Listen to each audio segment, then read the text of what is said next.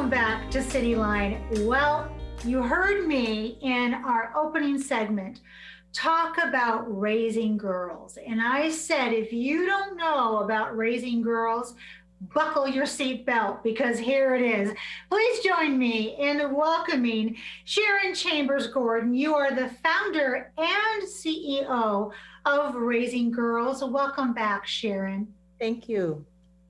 And you brought with you, and I have to say it, Amara Gordon. You are the web and social media manager of Raising Girls, and you are also the amazing daughter of this stellar woman right here. Welcome, Amara. Thank you for having me. It's great to have you here. And Jasmine Jefferson, in your beautiful glory, you are the Community Outreach Coordinator for Raising Girls. Welcome, Jasmine. It's so good to see you. Thank you so much. Well, let's get started. Sharon, gosh, I think the last time I had you on, and I know that you'll remember this, I think it was in the studio. You had just won a huge award. And boy, how times have changed. Now I'm in your home and you're in my kitchen. So how have things been going with Raising Girls? Thank you so much for having us, Amanda. Things have been extremely busy for us as we have hit COVID-19 with all the challenges. We have been able to rise to the occasion to help our communities and expand our reach to reaching so many more families. And I say families because initially we were just working with students, but now the need has expanded to families needing our help with hygiene products and support. And so we are turning no one away. We are helping all those who reach out to us for support. And we are so humbled and honored to be able to do that. Well, and that sentence came out so smooth, but when we think about what you have done, going from raising girls to raising and nurturing families, Jasmine, as the Community Outreach Coordinator, can you share with us what you've been doing to connect with that community? Because that's a lot of work.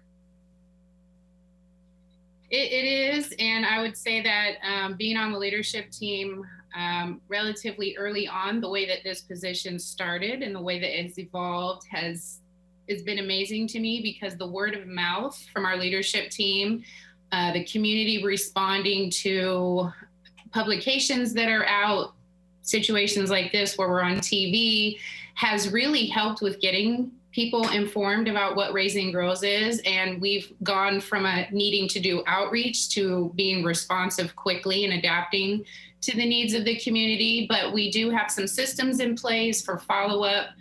Who are our magnets in the community that we can talk to and find out what's going on. So for the most part, it really is the community that's actually reaching out to us, and we're able to assist at that point. Well, you are very modest and humble, because I know that outreach is a tsunami. Starts out small, and then people start to become aware of it. And then you start to run in front of it because you have to be there to catch it. So congratulations to all of you for responding to that Raising Girls tsunami. Amara, tell us how you are involved in Raising Girls. So I am Sharon's daughter, so of course I'm involved with Raising Girls, and on the leadership team, I serve as social media and web content manager, which means I create content and ensure that people have access to our information and they can connect with us and learn more about what we do. And of course, I also help with kind of anything that the organization needs, from organizing shelves to writing inspirational cards. So I can fill that as well. I have to tell you, my heart goes out to you, but it also expands and swells when I think about you and your mother. We always had a saying in my house when I was in outreach and I was working on perhaps an ask or a mailing. And it was, when mom gets a project, the whole family gets a project. And I can only imagine the conversations that the two of you have while you're folding things and vision boarding and doing all of this. And it shows, because the social media presence that you have is outstanding. So you nailed it, Amara, and you continue to nail it. Sharon, obviously you forged some new partnerships since we last spoke in June. Tell us about those. Well, we have our wonderful BECU that we got that big award last year, but they have continued to support our organization in very meaningful and tangible ways. And one of them was that we were selected as one of 9 nonprofit organizations to partner with them in their annual day of service, where the employees this year packed care pouches with hygiene products and gave 4,000 pouches to Raising Girls. So there were 400 boxes that arrived at our center. They all had 10 pouches each, and we've been able to connect with the communities, and Jasmine will share a little bit more about what we've been doing with that. And then we got a call from Habitat for Humanity, who said we have 3 pallets of hygiene products, and some connections were made, and they delivered with their big truck and lift 3 pallets of hygiene products, mini-sized ones that we've been able to combine with the BECU pouches to help the communities. It's just been amazing. And we're just so very grateful for those new partnerships and the continued of BECU. And our Habitat says, if we have anything else, you're going to be the ones to get those hygiene products. So we're just so grateful for all of this just coming together and just expanding our reach to the community. That is incredible. So Jasmine, what organizations and schools have you connected with since summer? Yes, so we have been in contact with a few schools around Pierce County. There's been some outreach from schools out further than the Tacoma Public School District, which has been nice, but primarily Stewart Middle School, Wainwright Elementary, Willie Stewart Academy, Your Money Matters Organization for Youth, First Creek Middle School, and Gray Middle School.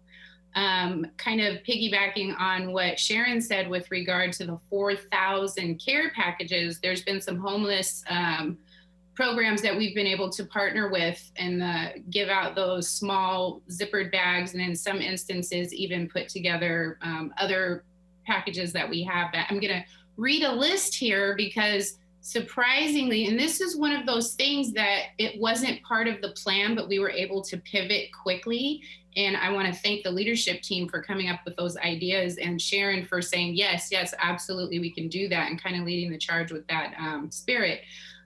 So we have worked with Love Connection Tacoma, La Gente La Resistencia, Helping the Homeless of Tacoma, Food Not Bombs Tacoma, DESC, and that's the Downtown Emergency Services Program, the Coffee Oasis in Pierce County, Comprehensive Life Resources Beacon Center, Stillicum Food Bank, CMAR Homeless Outreach, and Lincoln High School. And I know I didn't mention Lincoln High School in the list of schools, but what we found out is that the individual schools, counselors and teachers will keep a list, and Lincoln High School has done a really good job of tracking students that are experiencing either houseless or homelessness. And we found out that they had 120 students. And as soon as we heard that information, we were able to go to headquarters, get the bags to the students right away, and then keep in continuous communication with the school to make sure that any other need is filled for them. That is incredible. I mean, my gosh, what a ripple effect. So Amara, have foundations and other organizations connected with you in terms of social media to offer support? Yes, we've added new partnerships with several organizations. We received a multi-care community partnership fund grant for $5,000. South Sound Women gave us a $10,000 grant and packed 100 care bags. The Pierce County Connected Fund gave us $20,000. Lola Hygiene donated 500 boxes of pads. The Junior League of Women held a packing party and connected us with other organizations. And Light Candle Company donated 40% of its summer proceeds to us. And the Alliance for Period Supplies is an ongoing partnership to get period supplies to our community. So we're very thankful to have strong partnerships across our community. Wow. I mean, that is impressive to have that kind of credentials come back to you in a way, well, of course, because you're doing such an amazing job. So Sharon, if that wasn't enough, I know you already have 2021, you and your leadership team planned out. So in these last few minutes, let's talk about What's going to happen in 2021? Well, we have 19 wonderful, amazing women on our leadership team, and we have our retreat for January 9 planned already. And we are talking about launching our Adopt a School program, which would have done it this year, but for COVID-19. And what that is that we are looking to expand our reach into many, many more school districts, but we cannot do it by ourselves. So we are going to launch to the various communities where folks can connect with us.